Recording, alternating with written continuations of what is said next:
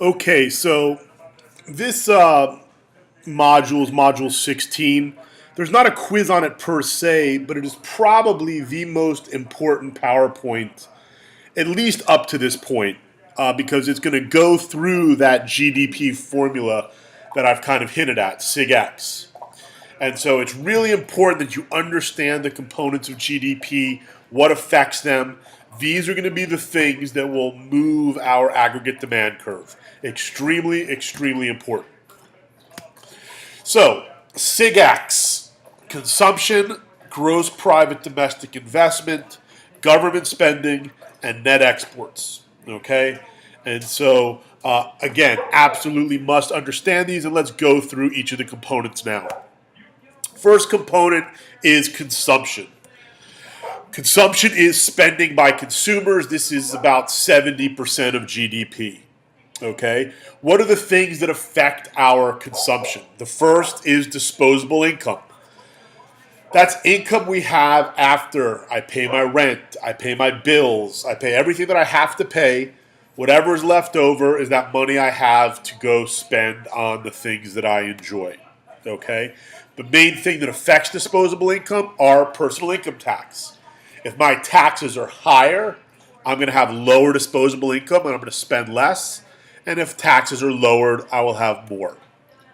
Wealth. Wealth is the amount of all my assets minus all my liabilities. So my house, any other investments, property I have, and so on.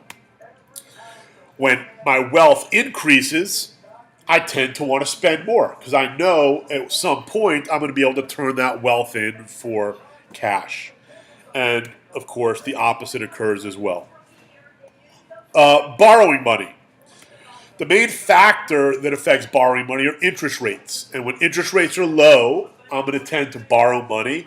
And of course, as we've talked about, when someone borrows money, they're borrowing it to spend. They're not borrowing it to just sit on and wait. And so interest rates are going to affect borrowing. Going back to that idea from the very beginning, there's no such thing as a free lunch. If I'm borrowing and consuming now, this means later on I'm not going to be able to consume as much because I'm going to have to repay that money that I borrowed, right? So it's back to that old idea of trade-offs, right? I get something now, but I have to forego something later. And as I said, the major factor is the interest rate, okay? And we'll talk about that a little more in Unit 4.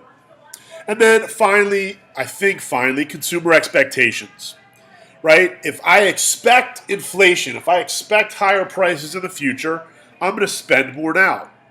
And if I expect a recession, if I think prices are going to fall, I'm going to forego spending, right? This is one of the reasons deflation or recessions are bad, right? Because the way to get out of a recession is to spend money. But if I think prices are going down in the future, I'm going to wait and spend then. And so we just kind of sit in a recession and don't go anywhere. So these are the main factors that affect consumption. Next, gross private domestic investment. As I said, this is spending by businesses. And here you see an investment demand curve. You have the amount of investment on the horizontal axis and the real interest rate on the vertical axis. What causes business to invest? Well, the first is the expected rate of return. If I think the investment that I'm going to make is going to make me a profit, I'm going to be more likely to make that investment. And the second major factor, and maybe this is even more important, is the real interest rate.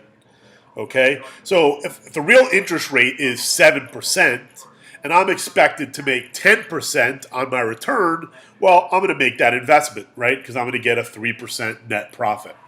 And so the real interest rate is an important factor in determining whether or not businesses are going to invest. Next component is government spending, right? We have spending by the government, and government can also influence aggregate demand by their tax policy. So the first thing we'll look at is government spending. If government increases spending, they build roads, buy things for the military, invest in infrastructure, that's going to increase aggregate demand. Okay? And of course, if they decrease spending, they will decrease aggregate demand. And then taxes. This is slightly trickier, okay, but I think you guys can figure it out. If taxes are increased, okay, higher taxes mean less disposable income, as I mentioned a minute ago, means less aggregate demand. And of course, the flip side is lowering taxes will increase disposable income and increase aggregate demand. Okay? When we talk about taxes, cutting taxes is generally going to affect consumers. Unless it is specified that they're cutting business taxes, imagine the taxes are going to affect consumers. Business taxes, while they operate in the same way, are going to be referred to as business taxes. But regular taxes is going to refer to consumers and disposable income.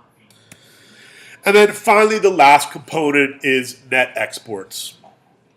Net exports are imports minus exports, and this is spending by foreigners. So we take everything that comes into the country versus everything that goes out of the country and add that up, and that becomes our net exports.